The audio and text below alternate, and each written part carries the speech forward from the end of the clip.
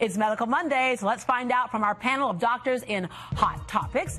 Please welcome cosmetic dentist Dr. Dale Brandt, sports medicine physician Dr. Rahul Bahani, hormone specialist Dr. Bryant Herzog, cosmetic surgeon Dr. James Kern, and OBGYN Dr. George Sadi. Good morning.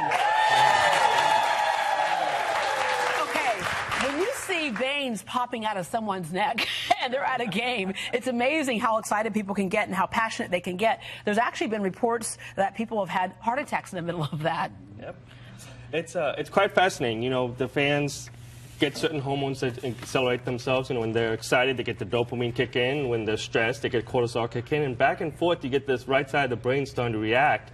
And it's almost like if you're in the game. It's intense, you know. And, you know, and as well as I know, we get into a game series like we're going to get in tonight, and all of a sudden you're going to see ourselves, our heart's going to start racing, or we're going to start breathing harder, or we're going to start sweating. So if you're on the edge already. You're going to go on the edge. You're going to go over the cliff. Yes, we're going to go over the cliff.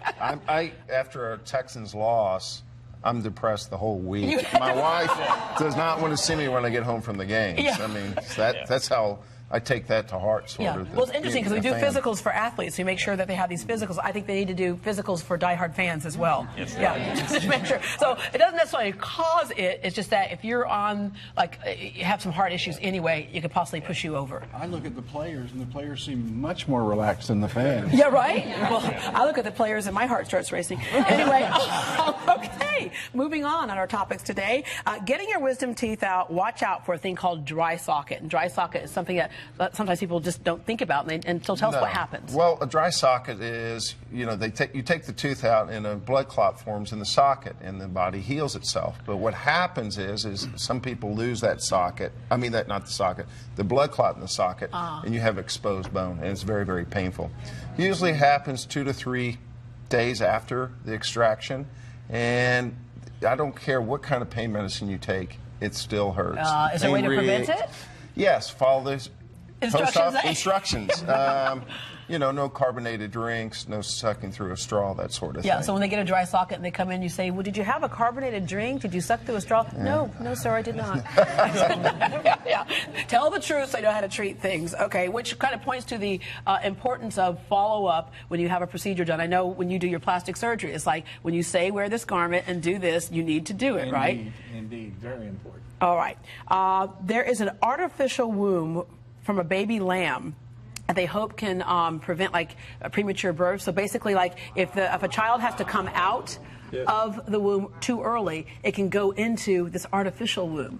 Yes. And they've done this with this lamb to see how it works. Yes, that's a significant improvement and development. I commend the investigators and the researchers for developing the system.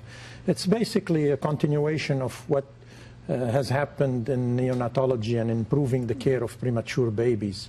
That, I think, is probably the way of the future for very premature babies. Yeah. Maybe not calling it artificial womb. It's just a continuation of what we do now. Yeah, because now you put them in an incubator and then they have like oxygen and stuff. You have a ventilator that breathes for the babies. You have to oxygenate them through the tube. This is a much more gentle approach than what we do. Because you're kind of cocooned in that womb. Cocooned, and it's a plastic bag with amniotic fluid, and the blood flows through the baby naturally without a pump. So it is an improvement, but it's probably a long way before we can use it. Yeah, but that little lamb was sitting there all silent as the lamb, like asleep, doing well. And I could see the lamb grow. Yeah. Oh, that's crazy. That's interesting until it can get to the point where it can survive outside the womb. Right. Okay. Botox. Botox is like a miracle thing. It's like good for everything, isn't it? It's tested to help treat depression and social anxiety. I get this because it can treat depression, because if you have wrinkles and you get rid of them, your depression's gone. But anyway, so let's talk about the Botox. They said that if you make facial expressions of sadness or anger, right, that it sends a message to your brain, or your brain is sending a message to your face. And if you have the Botox, you can't see the... I can't. My son has no idea when I'm mad at him. I have to listen to the voice, honey. I raise my voice. Stop that now. Are you mad at me, Mom? Yes, I am. Don't look. Basically, I think it serves to illustrate that the human body is a feedback system, that everything we do has effects deeper inside of our body. So our emotions, our mental status can show in the lines we have on our face. However, the feedback, if we can eliminate or reduce the lines that we have in our face, and reduce also making that affects facial our expression. mental Yeah. status. Okay, so there's another reason why I need more Botox. Okay, this one's kind of interesting. We know that people being treated with pain medication is a big thing in this country, but they said that treating people with pain medications can also deplete your hormones. There are a lot of things that can impact hormones, and as we know, we all need hormones to survive and thrive, right? But so if we deplete those hormones, then other issues start to happen. Well, once again, it's a feedback system. Right. Yeah. Your body produces your hormones, but the amount of hormones that you have can begin to shut down the stimulus that is causing you to form those hormones. Yeah. It's quite fascinating. You look at the hormones and drugs and stuff that we take into our own bodies, they actually interact with the same receptors that cause emotional statuses. So as over time, you can get this feeling of where you can actually numb down your body to the extent of where your hormones start getting affected. People come into the 40s and say, hey, my testosterone's low. You look Right. at pain medication interaction. They're starting to show some research that there might be some interaction between certain pain medications and certain hormonal statuses. Yeah, so it's not just aging that can impact It's your, not just impact your aging. hormones. I mean, if you have a 35-year-old athlete comes in, his testosterone's low, but he's been on pain medications his entire life, you have to wonder, then we're getting there. We're going to get there in the next few years, start looking at that research and figure out, what have we really done with all the pain. Yeah, yeah. All right. The interesting thing about hormones is that I know doctors who are much older would say that we studied this in medical school, and then we kind of got away from it, started treating the symptoms, right? And now we realize that treating the symptoms is still not taking care of the problem. I know I went through that, where they were going, oh, you're depressed and you're gaining weight and you're this and you're that.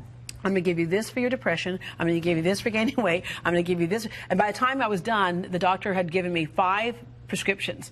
All of them would damage my liver, but he didn't give me a prescription for a new liver, right? So, but I had all of those, and I just kept thinking, why are we treating symptoms? And of course, finding the doctors who treat what's the cause. Let's get rid of the cause. And if the cause was diminishing of hormones, then now we're going to replenish those, and then you'll be back to where you were, which is I think one of the things that's happened in the last several years is we're beginning to understand that our hormones decrease with the aging process, and we didn't always know that. Yeah, and part I of think aging. that's we see athletes peak at their age 30. Well, the reason that they go down and start tapering after that in their ability and how they feel is because they start to lose and their it affects testosterone. your mood, your muscle, your immune system, sleep, all those type of things. everything. Yeah. All right, but we know how to fix it. We'll talk about that in just a little bit. All right, thank you very much. Up